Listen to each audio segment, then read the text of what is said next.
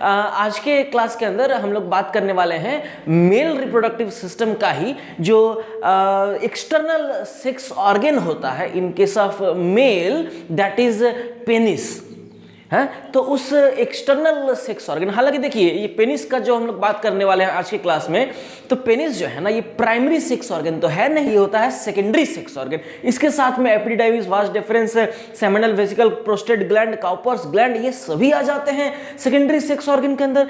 उसी तरीके से एक और ऑर्गन प्रेजेंट होता है in the male reproductive system, जिसको हम लोग बोलते हैं पेनिस। और ये पेनिस जो है ये हेल्प करता है in the process of coitus, in the process of copulation, ये एक पैसेज की तरह काम करता है, एक डिलीवरिंग मशीन की तरह काम करता है। मेल के गैमेट को फीमेल के जेनिटल ट्रैक्ट के अंदर उसको इन्वेजिनेट करने के लिए मेल का एक्सटर्नल एक सेक्स ऑर्गन प्रेजेंट होता है, that helps in this whole process of कॉइटस।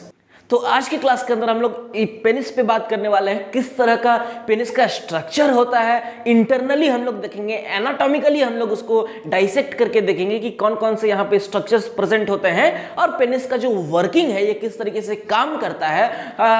Erected condition में क्या होता है, what happens when there is erection, ये इरेक्शन होता ही क्यों है ड्यूरिंग सेक्सुअल एक्साइटमेंट। इस इरेक्शन का फेनोमेना के पीछे जो साइंस है इसको भी हम लोग डिटेल में देखने वाले हैं।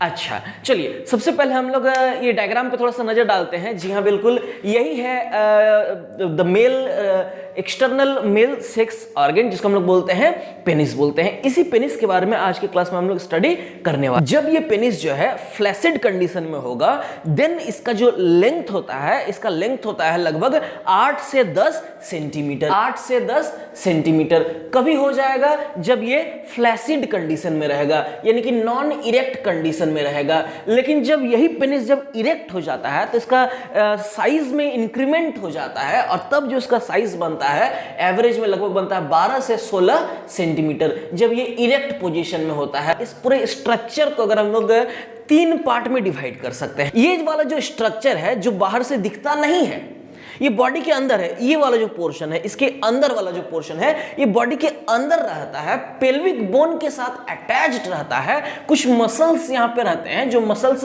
बॉडी के एब्डोमिनल जो बोन्स रहते हैं, पेल्विक बोन्स, उनके साथ अटैच करके रखने में पेनिस को हेल्प करता है।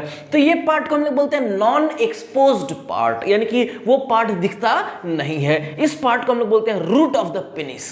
के नीचे आ जाएंगे तो फिर यहां से यहां तक का पूरा पोर्शन जो है एक्सटर्नली विजिबल होता है, बाहर से दिखता है। और यहां से यहां तक का जो ये जो पूरा पोर्शन है, यहां से लेकर के यहां तक ये जो पूरा पोर्शन है, इसको हम लोग बोल देंगे बॉडी ऑफ द पेनिस। इसके बाद हम लोग आ जाएंगे ना, तो ये जो सबसे जो एंटीरियर मोस्ट जो टिप होता है पेनिस का, this portion is a swollen structure, और इस स्ट्रक्चर को हम लोग बोलते हैं ग्लैंस पेनिस। ये वाला जो स्ट्रक्चर हम लोग देख रहे हैं सोलन जो है लास्ट में, इसको हम लोग बोलते हैं ग्लैंस पेनिस। यही पार्ट जो है, this part is the most sensitive part in case of male body. तो पेनिस की बॉडी में ना 3 गो सिलेंडर चल रहा होता है, 3 गो ट्यूब चल रहा होता है। ये वाला देखिए, ये जो पोर्शन जो है, ये वाला दिस वन, ये एक पाइपलाइन है इस साइड में, उसी तरीके से इधर एक और पाइपलाइन है इस साइड में, तो एक और एक 2 हो गया। और ये बीच का पूरा, ये जो पूरा आप देख रहे हैं, ये बीच का ये हो गया तीसरा वाला। तो 1, 2 और 3, इसको हम लोग बोलते हैं कॉर्पोरा कैवर्नोसा। ये वाला और ये वाला इसको बोलेंगे कॉर्पोरा, इसलिए लिख दिया 2, क्या कि 2 गो होते हैं, कॉर्पोरा कैवर्नोसा, CAVERNOSA।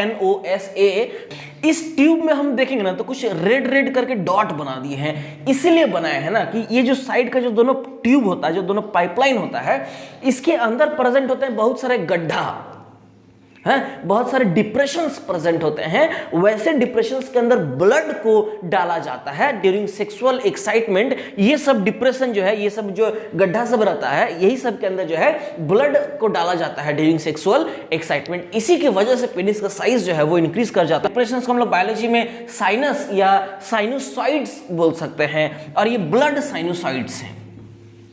ब्लड साइनोसाइड्स यहाँ पे प्रेजेंट होते हैं और इसी साइनोसाइड्स में जो है ब्लड को पोर किया जाता है, जिसके वजह से पेनिस का साइज जो है वो इंक्रीज कर जाता है। अच्छा, ये तो हो गया बाहर का दोनों ट्यूब हो गया। अंदर में एक और ट्यूब प्रेजेंट होता है, ये पूरा जो है इसको हम लोग बोल देते हैं कॉर्पस स्पॉन्जियोसम। कॉर्पस स्पॉन्जियोसम, एक को ट्यूब रहता है, इसलिए हम लोग लिखे हैं वन कॉर्पस स्पॉन्जियोसम। पेनिस के अंदर से यूरेथ्रा पास करेगा, उसी यूरेथ्रा से जो है हमारा यूरिन भी निकलता है और सीमेन भी निकलता है। देखिए ये हो गया आपका urethra. This one central portion में जो ट्यूब बोल दिए हैं, इसको हम लोग बोल दिए हैं पेनाइल यूरेथ्रा। तो अगर आपसे क्वेश्चन पूछा जाता है कि penile urethra is present in corpus spongiosum और कॉर्पोरा कैवर्नोसा, आपका आंसर क्या होगा बोलिए जरा। इसके बाहर भी एक लेयर देख रहे होंगे, जो सबसे बाहर वाला जो लेयर है, सबसे जो बाहर वाला लेयर है, ये तो स्किन का लेयर है, इसको हम लोग लेवल कर दिए हैं एज स्किन। अच्छा, ये पोर्शन हो गया बॉडी ऑफ द या शाफ्ट ऑफ द पेनिस। इसके बाद जब हम आएंगे तो इस पोर्शन को हम लोग बोलते हैं ग्लैंस पेनिस बोलते हैं। ये जो स्ट्रक्चर बनाया हुआ है ग्लैंस पेनिस के, जब आप वेंट्रल साइड में देखेंगे ना, मतलब उसके जब नीचे के साइड में देखेंगे, you will find rounded ridge like structure. This structure is called as corona glandis. Corona मतलब कोरोना वायरस को मत समझ लीजिएगा, हर कोरोना वायरस नहीं होता है, कुछ कोरोना ग्लैंडिस भी होता है। हाँ, तो ये कोरोना ग्लैंडिस जो है प्रेजेंट होगा in the ventral side of the glans penis. ये जो ग्लैंस पेनिस है, इसके चारों तरफ जो है बाहर में लूज फोल्ड ऑफ स्किन पाया जाता है और इस स्किन को हम लोग बोलते हैं फोर स्किन। फोर मतलब होता है सामने वाला, FOUR, फोर मतलब चार नहीं है, यहाँ पे FORE है, फोर मतलब होता है सामने वाला।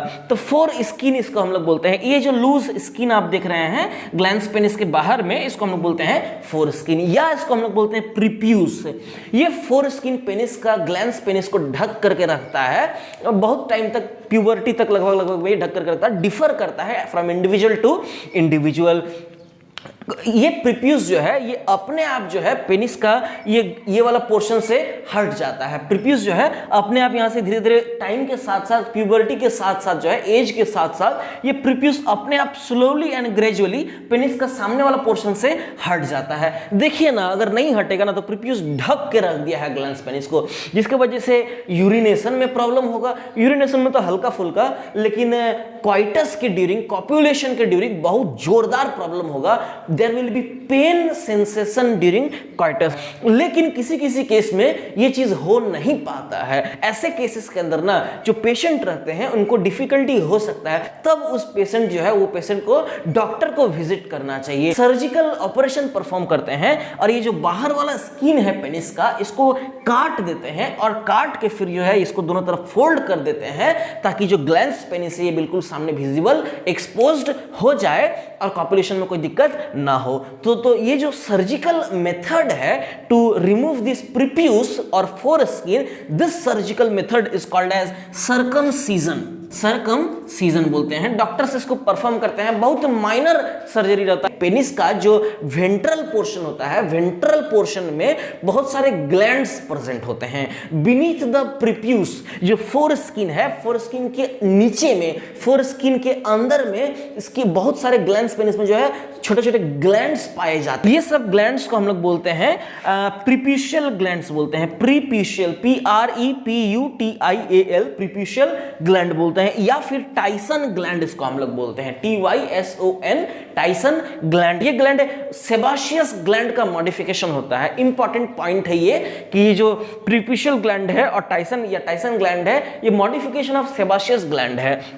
और आप लोगों को पता होना चाहिए कि नीट के अंदर जो क्वेश्चंस आते हैं वो मॉडिफिकेशन वाले क्वेश्चन कई दफा आ चुके हैं। ये जो ग्लैंड है टाइम टाइम पे फ्लूइड सिक्रीट करते रहता है, और ये जो फ्लूइड यहाँ पे सिक्रीट हो रहा है ना in the ventral portion, ventral region of the penis, इसी फ्लूइड के साथ स्किन का भी कुछ जो है डस्ट वगैरह जो है, स्किन का कुछ लेफ्ट ओवर मटेरियल और वो फ्लूइड जो है कंबाइन कर लेता है और एक एकदम जेली लाइक मटेरियल बना देता है, और उसको हम लोग बोलते हैं स्मेग्मा। SMEGMA, स्मेग्मा इसको हम लोग बोलते हैं। ये स्मेग्मा जो है कई बार देखिए, अगर इसको रेगुलर बेसिस पे अगर पेनिस का क्लीनिंग नहीं किया गया, अगर प्रॉपर हेल्थ एंड हाइजीन को मेंटेन नहीं किया गया, तो ये स्मेग्मा जो है ये यहीं पे जमा हुआ रह जाता है। ये जमा हुआ अगर लॉन्ग टाइम तक रह जाएगा ना, तो इसके अंदर बहुत सारे बैक्टीरियल बीमारी फैल सकते हैं, इन्फेक्शन हो सकते हैं, जिसकी वजह से जो है बहुत सारा प्रॉब्लम होता भी है। जो पेनिस का जो ओपनिंग है टिप पोर्शन में, जहां पे यूरेथ्रा आकर के मिल रहा है और जहां से एकदम एंटीरियर पोर्शन है, इसको हम लोग बोलते हैं यूरिनोजेनिटल मीटस। ग्लैंस पेनिस या पेनिस के भी वेंट्रल साइड में कोई स्किन का रिज प्रेजेंट होता है, उसको हम बोलते हैं फ्रेनुलम प्रीप्यूस बोलते हैं। तो इस तरीके का स्ट्रक्चर होता है। ये पेनिस का हम टीएस करके बोर्ड पे चिपका डाले हैं, ऐसा दिख रहा है। दो को पाइप ऊपर में रहता है, कॉर्पोरा कैवर्नोसा बोलते हैं, एगो नीचे में रहता है, कॉर्पस स्पॉन्जियोसम बोलते हैं। आपको तो पता है कॉर्पस स्पॉन्जियोसम में ही प्रेजेंट होता है क्या, पेनाइल यूरेथ्रा। देखिए पेनाइल यूरेथ्रा का ओपनिंग हम बना दिए हैं, इसको हम लोग बोलते हैं पेनाइल यूरेथ्रा। और ये जो दोनों सिलिंडर्स प्रेजेंट हैं, इन्हीं दोनों के अंदर प्रेजेंट होते हैं आर्टरी, आर्टरी प्रेजेंट होते हैं, जिनको हम लोग बोल देते हैं पेनाइल आर्टरी। ये वाला जो लेयर है ये तो स्किन हो जाएगा, दिस लेयर इज स्किन। ये वाला पार्ट ऊपर वाला पार्ट हो जाता है, इसको हम लोग बोलते हैं डॉर्सल साइड। ये वाला पार्ट नीचे वाला साइड हो जाता है, इसको हम लोग बोलते हैं वेंट्रल साइड। इस तरीके से ट्रांसवर्स सेक्शन में पेनिस का स्ट्रक्चर दिखता है। नेक्स्ट हम लोग बात कर लेते हैं कि जो पेनिस में इरेक्शन जब होता है, ये इरेक्शन किस तरीके से होता है, इसके पीछे का बायोलॉजी क्या होता है, इस बात को हम लोग समझेंगे। इरेक्शन के लिए ना स्टिमुलस चाहिए होता है, कोई ना कोई जो है स्टिमुलेशन जो है चाहिए होता है इरेक्शन ऑफ पेनिस के लिए। अलग अलग तरीके का स्टिमुलेशन होता है। स्टिमुलेशन कैसा कैसा हो सकता है बोलिए? विजुअल स्टिमुलेशन हो सकता है, ऑडिटरी स्टिमुलेशन हो सकता है, टेक्टाइल स्टिमुलेशन हो सकता है, किसी का टच से हो सकता है। जब ये सब स्टिमुलेशन मिलेगा तो आपका हाइपोथैलेमस को एक्टिवेट कर देगा। जैसे ही ये सब तरह तरह का स्टिमुलेशन मिल जाएगा तो आपका ब्रेन का हाइपोथैलेमस एक्टिवेटेड हो। हाइपोथैलेमस क्या करेगा ना, आपका सेक्सुअल एक्साइटमेंट कॉज कर देगा। हम लोग यहाँ बोल देते हैं sexual excitement. Sexual excitement develop कर जाने के बाद जो आपका पैरासिम्पैथेटिक नर्वस सिस्टम जो है वो ये नर्वस सिस्टम जब एक्टिवेटेड हो गया ना, तो पेनाइल आर्टरीज यानी कि जो हम लोग पेनिस के अंदर जो आर्टरी होता है, जो ब्लड वेसल होता है, उसका जो एंडोथेलियम होता है वो सिक्रीट करता है एक केमिकल जिसको बोलते हैं नाइट्रिक ऑक्साइड। तो नाइट्रिक ऑक्साइड का रिलीज करता है, बहुत इंपॉर्टेंट है ये नाइट्रिक ऑक्साइड। इसी का रिलीज की वजह से जो है इरेक्शन होता है। ये केमिकल नाइट्रिक ऑक्साइड वेसोडाइलेशन के जैसे काम करता है और इसी की वजह से बहुत इंपॉर्टेंट फैक्टर होता है ये नाइट्रिक ऑक्साइड। जैसे ही नाइट्रिक ऑक्साइड जो है वो रिलीज होने लग जाएगा इनटू द पेनाइल आर्टरीज, उसके वजह से वेसोडाइलेशन होने लग जाएगा। वेसोडाइलेशन मतलब क्या? वेसल का डायलेशन मतलब जो डायमीटर है उसका इंक्रीज होने लग जाएगा। पेनिस के अंदर के जो वेसल्स होते हैं, 3 को सिलेंडर होता है, कॉर्पोरा कैवर्नोसा, और कॉर्पोरा कैवर्नोसा के अंदर ही जो है मेन ब्लड साइनोसॉइड्स प्रेजेंट होते हैं, जिसकी वजह से वेसोडाइलेशन होता है। क्रूरा मसल, जो पेनिस के ऊपर में जो मसल देख रहे थे, वो मसल रिलैक्स करने लग जाते हैं। क्रूरा मसल्स रिलैक्स्ड। वेसोडाइलेशन होने के बाद क्या हो जाएगा ना, पूरा हेवी ब्लड सप्लाई होने लग जाएगा। यहाँ पे ब्लड सप्लाई होने लग जाएगा into the cylinders of the penis. बहुत ज़्यादा ब्लड सप्लाई होने लग जाएगा। बहुत ज़्यादा ब्लड सप्लाई होने की वजह से जो साइज है वो साइज एनलार्जमेंट हो जाएगा। इसका साइज बढ़ने की वजह से जो सिलेंडर के बाहर के जो व्हाइट फाइब्रस कनेक्टिव टिश्यू का जो लेयर होता है, जिसको हम लोग बोलते हैं ट्यूनिका एल्बुजिनिया, तो वो ट्यूनिका एल्बुजिनिया इसके वजह से क्या हो जाएगा, वो स्ट्रेच हो जाएगा। ट्यूनिका एल्बुजिनिया के स्ट्रेच होने की वजह से पेनिस जो है वो हार्ड हो जाता है। हार्ड पेनिस को हम लोग बोलते हैं इरेक्शन। यहाँ पे इरेक्शन हो गया पेनिस का। इरेक्शन जब हो जाएगा पेनिस का, इरेक्शन के बाद सेक्सुअल एक्टिविटी परफॉर्म किया जाएगा। सेक्सुअल एक्टिविटी जब परफॉर्म हो जाएगा, इसके बाद फिर आपका सिंपैथेटिक नर्वस सिस्टम यहाँ पे एक्टिवेटेड हो जाएगा। सिंपैथेटिक नर्वस सिस्टम जैसे ही एक्टिवेटेड हो जाएगा, सभी चीजें वापस से नॉर्मल होने लग जाएंगे और क्रूरा मसल जो है, इसकी वजह से जो क्रूरा मसल था वो कॉन्ट्रैक्ट करने लग जाएगा, ताकि पेनिस का साइज जब धीरे धीरे करके डिक्रीज होने लग जाता है।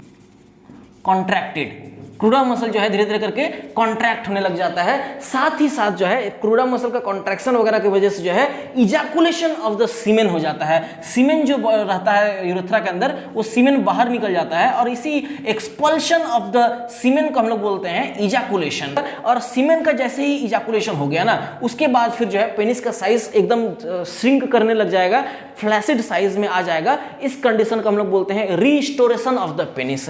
पेनिस का जो साइज है उस साइज का क्या होने लग जाएगा, रीस्टोरेशन ऑफ पेनिस होने लग जाएगा, यानी कि जो रिजोल्यूशन फेज हम लोग इसको बोलते हैं। इस तरीके से पेनिस वापस नॉर्मल कंडीशन में आ जाएगा। बोलिए यहां से कोई डाउट है तो पूछिए।